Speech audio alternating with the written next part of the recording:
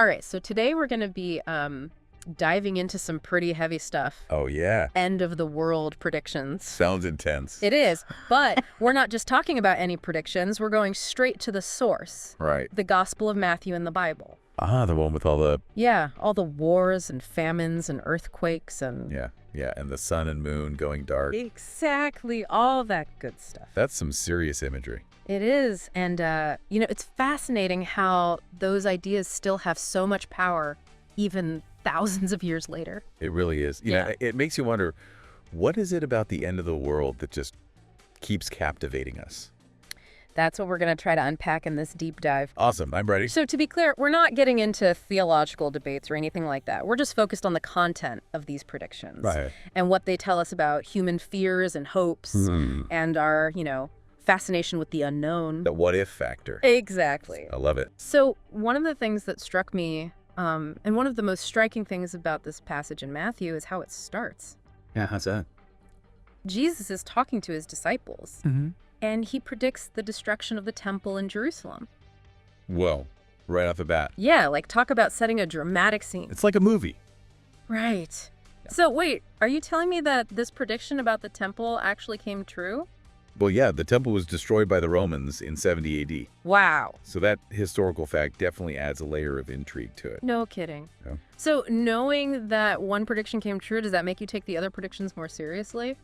Well, definitely makes you wonder, you know, if there's a possibility of the other predictions coming true as well. Right. I mean, it's a question that's captivated readers for centuries. Yeah, no kidding. It's a big one.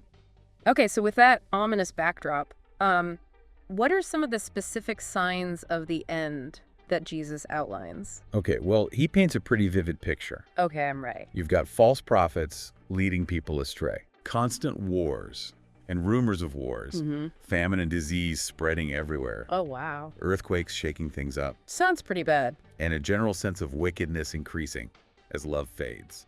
So swap out false prophets for maybe misleading social media posts. Right. And it kind of sounds like our current news cycle. Yeah, a little bit. But seriously, why do you think these fears, deception, conflict, disaster, and moral decline are so universal? That's a good question. They seem to transcend time and cultural contexts. You know, I think it's like these fears are woven into the very fabric of the human experience. Really? Yeah, societies have always grappled with them. Huh. Maybe it's because they represent a loss of control, Yeah. a disruption of the order we try to create for ourselves. Interesting. Or maybe even a deeper fear of the unknown. Possibly the things we can't predict or prevent. That's a good point. And it's interesting that, you've studied this so much, but you still find those themes compelling. Yeah, I do. So what is it about the apocalypse that continues to fascinate you? You know, I think it's the combination of fear and fascination. Oh, interesting. It's terrifying to think about the world ending, Yeah. but there's also this strange allure to imagining what that might look like. You know, how humanity might respond. Right. Yeah. It forces us to confront our own mortality That's deep. and question what truly matters. Yeah, that's a really good point. Okay, so we've got these signs. Things are looking pretty bleak. Not looking so good. What happens next in this apocalyptic drama? Well, then comes the abomination of desolation. Oh. Now, this phrase has puzzled scholars for centuries. Really? It's this mysterious event that signals the need for urgent flight. Okay, that is ominous. It is. And no one knows exactly what it refers to. That's right. The ambiguity itself is part of what makes it so compelling. Wow, so it's like a mystery inside a mystery. Kind of. It allows for so many interpretations. Exactly. Some people see it as a literal event, others as a symbol of evil or spiritual corruption. You know, this open-endedness has fueled countless debates Right. and kept the text relevant across generations. It's like everyone can kind of put their own spin on it. Exactly. So we're left hanging a bit, wondering what this terrible thing could be. Right. And I'm guessing things don't get any rosier from there. Oh, no. What's next on the apocalypse agenda? Don't tell me. You guessed it. Oh, no. This mysterious event ushers in the Great Tribulation. Yeah. And this is where the text really leans into classic apocalyptic imagery. All right, give it to me. Unprecedented suffering, Oh. hardship, and chaos. This is like a Hollywood disaster movie. Think fire and brimstone. Oh, wow. Yeah, it's intense. So we are definitely drawn to those kinds of stories, even if they scare us. For sure. Why do you think these images of total upheaval resonate so deeply with us? I think it taps into that primal fear of the unknown and the uncontrollable. Okay. The fear of losing everything. Right. Our homes. Our loved ones. Yeah, our loved ones, our sense of order in the world. And that fear has fueled some incredible artistic expression, from ancient religious art to modern literature and film. Right. It seems to be a universal human experience. Really? To try and process those fears through storytelling. Okay, so in this story of the end of the world, is there any hope, or does it just end with everyone suffering? Well, that's where things take an interesting turn. Okay, I'm listening.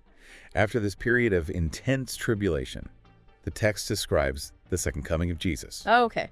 And it's depicted in these grand cosmic terms. Oh, wow. The sun and moon, darkened stars, falling angels, gathering the faithful. That is intense. Yeah, it's a vision of ultimate justice and the triumph of good over evil. Wow. So there is a light at the end of the tunnel, even if it's a pretty intense cosmic kind of light? Right, exactly. But how does this idea of a final reckoning where good ultimately triumphs resonate with people? I think it speaks to our deep-seated desire for meaning and purpose. It offers hope that even in the face of all the suffering and injustice in the world, there will ultimately be a resolution where good prevails. Right, so it's like a sense of justice. Exactly, and it's a comforting thought for many people. Yeah, that makes sense. But before this grand finale, does Jesus give any advice on how to prepare for all this? Well, that's where Jesus shifts from these grand prophecies to a more personal message about readiness. Okay. He uses parables like the fig tree budding and the watchful homeowner to emphasize the importance of being prepared. So even in an apocalypse, there are surprises. Always a twist. But these parables, they do offer some guidance, right? They do. What do they tell us about how we should approach the unknown? Well, they definitely speak to the psychology of uncertainty. Oh, how so? We as humans are both fascinated by and terrified of the unknown. Yeah, makes sense. And these parables offer a sense of control in the face of the unpredictable. Okay. They suggest that even though we don't know the exact time or nature of the end, we can choose to live in a state of readiness. Okay, so it's less about knowing the day and the hour and more about living a life that reflects your beliefs and values. Exactly, regardless of what the future holds. That makes sense. But what about those who aren't ready? What happens to them in this narrative? Well, here's where the text introduces a pretty stark contrast. Oh, boy. Between those who are prepared for Jesus' return and those who are caught off guard. So are we talking about rewards for the good and punishments for the bad? You could say that. Classic good versus evil stuff. Exactly. Okay. Jesus describes the faithful and unfaithful servants. Right. The faithful are rewarded for their diligence and preparedness, Okay. while the unfaithful are punished for their complacency and wickedness. Wow, it's heavy stuff. It is. It raises some heavy questions about judgment, accountability, and the consequences of our choices. Absolutely. So it's interesting how this section takes the narrative from grand cosmic events to a more personal level, focusing on individual actions and choices. It's like zooming in on the individual experience. It makes you wonder how you would react if you really believed the end was near. Yeah, it definitely puts things in perspective. This deep dive is already giving me a lot to think about. Me too. I'm ready to keep exploring these ideas. Let's do it. What else should we consider? That's a good question. It's striking how these predictions tap into that very human need to make sense of the world around us, especially when things feel chaotic or out of control. Oh, totally. Like when we're faced with things like natural disasters or pandemics, we crave explanations. Exactly. We want to believe there's some reason, some order behind it all. Right. Instead of just random chaos, there's meaning behind the madness. Exactly. And it's not just about finding meaning, it's also about justice. The idea that ultimately good will triumph over evil. Right, that the wicked will get their comeuppance and the righteous will be rewarded, that longing for fairness, that desire to believe that things will eventually be set right. It's a powerful motivator, a theme we see throughout history and across cultures. Absolutely. It seems to be a fundamental human longing for balance in the universe, that somehow things will even out in the end. Definitely. Okay, so we've been talking about these huge cosmic events. Yeah, the big picture stuff. Right. But in Matthew, Jesus also gets really specific about what individuals should do to prepare for his return. Yeah, the practical advice. Exactly. Yeah. So what are some of the key takeaways from these teachings, especially for someone like you who's spent so much time with this text? Well, one of the most prominent themes is vigilance. He stresses the need to be watchful, to stay alert, to not get so caught up in the everyday distractions of life that we forget about the bigger picture. It's about being present and aware, not living on autopilot. So it's not about panicking or living in fear, but more about maintaining a sense of awareness and readiness. Exactly, and that readiness isn't just about spiritual preparation, it's also about practical action. He uses the parable of the wise and foolish virgins to illustrate this point. Oh yeah, the ones with the oil lamps. Exactly. What's the deeper meaning there? While the wise virgins kept their lamps filled and burning, ready for the bridegroom's arrival, while the foolish ones let their lamps run out and were caught unprepared. It's a powerful image of being prepared for the unexpected. Yeah, it's like having your metaphorical oil lamp filled and ready, whether you're facing an unexpected crisis or even just the everyday challenges of life. Right. It's about taking responsibility for your own preparedness, both practically and spiritually. And this emphasis on personal responsibility, it pops up again in the parable of the talents, right? Yes. In that parable, the master entrusts his servants with different amounts of talents, which represent our resources or abilities. Mm-hmm.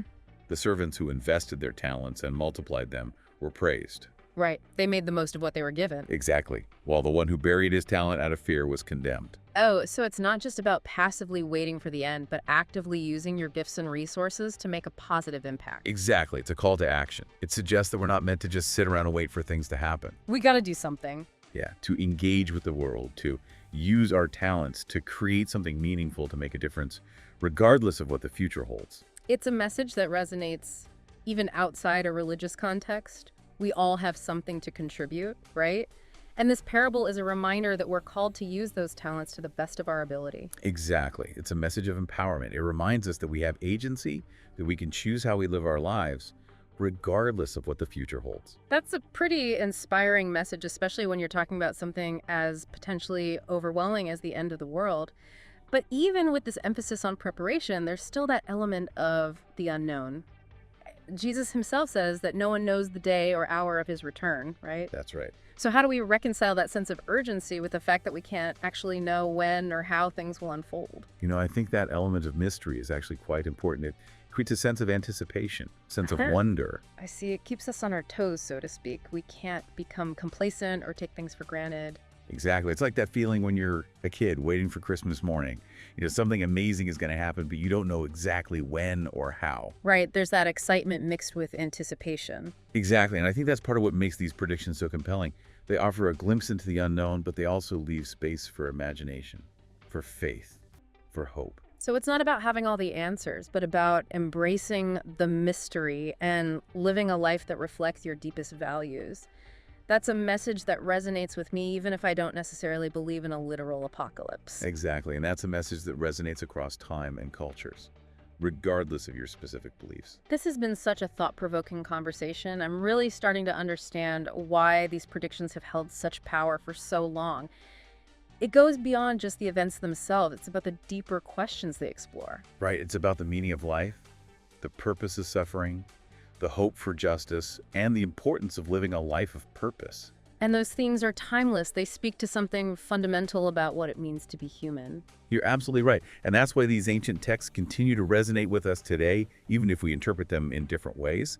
They offer a framework for grappling with life's big questions that we all face at some point. It's fascinating to see how these stories have been passed down through generations, inspiring countless interpretations and adaptations. They continue to evolve with us. And that's the beauty of these narratives. They're not static. They're constantly evolving, being reinterpreted and reimagined. In every generation, they adapt to our changing understanding of the world. This conversation is really making me think about how these themes of hope and fear play out in our own lives. We might not be facing a literal apocalypse, but we all encounter challenges and uncertainties in our daily lives. How do you think we can apply these teachings to our modern lives, even if we're not approaching them from a purely religious perspective? That's a great question. Yeah. I think the key takeaway here is the importance of living a life of intentionality. It's about being aware of our values, our priorities, and making choices that align with those. It's about consciously choosing how we want to live rather than simply reacting to circumstances. So whether you believe in a literal second coming or not, the message is about living a life that matters, a life that reflects your deepest beliefs and aspirations. It's about making choices that are in line with who you are and what you stand for.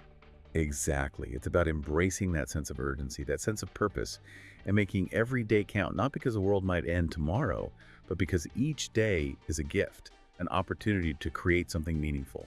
I love that it's a reminder that even in the face of uncertainty, we have the power to choose how we respond, how we live, and how we make our mark on the world. We have agency. Exactly. And that's a message worth remembering. No matter what the future holds, it's about taking ownership of our lives and making choices that matter to us. Absolutely. This has been such an insightful conversation. I feel like I've gained a whole new perspective on these ancient predictions. We've uncovered so much more than just a doomsday scenario. I'm glad to hear that. It's always exciting to explore these texts with a fresh perspective and see how they can still speak to us today, even if we're not approaching them from a purely religious perspective. There's so much wisdom to be found in these stories if we're willing to look for it. And I think our listeners are going to be blown away by the insights we've uncovered. It's not your typical conversation about the end of the world. I hope so. It's a conversation that I think everyone can benefit from, regardless of their background or beliefs. These are themes that touch on something fundamental about the human experience. Well, we've covered a lot of ground in this deep dive, but there's still one more fascinating aspect of these predictions that I'd love to explore. Oh, I know exactly what you're referring to, and it's perhaps the most intriguing element of all, especially in light of everything we've discussed so far. All right, then, let's dive into the You've Got Me Hooked. So we've talked about the cosmic signs, the need for readiness, the call to vigilance, but there's this one passage that always kind of stood out to me. Oh, yeah. Which one? The one about the sheep and the goats. Right. It feels different from the rest. Yeah, it is. It's less about escaping a fiery apocalypse and more about how you treat other people. It's like the ultimate test of character. Exactly. You hit the nail on the head. Okay. In this passage, Jesus separates people into two groups, the sheep who are welcomed into the kingdom and the goats who are condemned. Right. The sheep and the goats, classic imagery. And the basis for this judgment isn't their religious rituals or beliefs, but how they treated the most vulnerable members of society. It's such a powerful message because it suggests that your actions speak louder than words. Your relationship with God is directly reflected in how you treat your fellow human beings. It's not about saying the right prayers. Right. It's about actually living a life of compassion. Exactly. And that message resonates with so many people, even those who might not be religious. Right. It's just a universal ethical principle. Caring for those in need, it transcends any specific belief system. Totally. It's almost like a call to action, a reminder that your faith or even just your sense of humanity should be manifested in tangible ways. Those everyday acts of kindness and service. Yes, making a real difference in the lives of others. Exactly. So even in the midst of these dramatic prophecies about the end of the world, there's this powerful message about the importance of everyday acts of kindness. Absolutely. It almost shifts the focus from escaping a doomed world to actually trying to make the world a better place while we're here. That's such a good point. It's about recognizing the inherent dignity of every human being and extending compassion and care, especially to those who need it most. Yeah. That's the kind of legacy that truly matters, regardless of what the future holds. I find that incredibly inspiring because sometimes, with all the problems we face in the world, climate change, social injustice, political polarization, it can feel overwhelming. Yeah. Like, what difference can one person really make? Right. But that's where this passage offers a powerful counter-narrative. Every act of kindness, every effort to make a positive difference, it ripples outward. It's about recognizing our shared humanity and working together to create a more just and compassionate world, even in the face of uncertainty and challenge. This entire deep dive has been so eye-opening. We started with these dramatic predictions of the end of the world, and we ended up exploring some incredibly profound truths about human nature, the meaning of life, and the importance of living a life of purpose and compassion. And, I think those are takeaways everyone can relate to, regardless of their beliefs. It's amazing how these ancient texts can still speak to us so powerfully today, isn't it? Yeah. They offer a lens through which we can examine our own lives and ask ourselves, what kind of impact do we want to have on the world? What legacy will we leave behind? Those are powerful questions, and I think they're the perfect ones to leave our listeners with. I agree. If you were given a sign that the end was near, how would it change your priorities? Would you focus on escaping judgment or on making the most of the time you have left to make a positive impact? Something worth pondering, for sure. And remember, while these predictions might seem dramatic, the text also emphasizes personal responsibility, compassion, and enduring faith. These are themes that resonate regardless of one's beliefs, offering guidance and inspiration for navigating the complexities of life no matter what challenges we face. Well, thank you for joining us on this deep dive into the end times predictions of the Gospel of Matthew. It's been an incredibly thought-provoking journey, and I hope we've inspired you to think more deeply about how you're living your own life. Until next time, keep exploring, keep questioning, and keep striving to make the world a better place.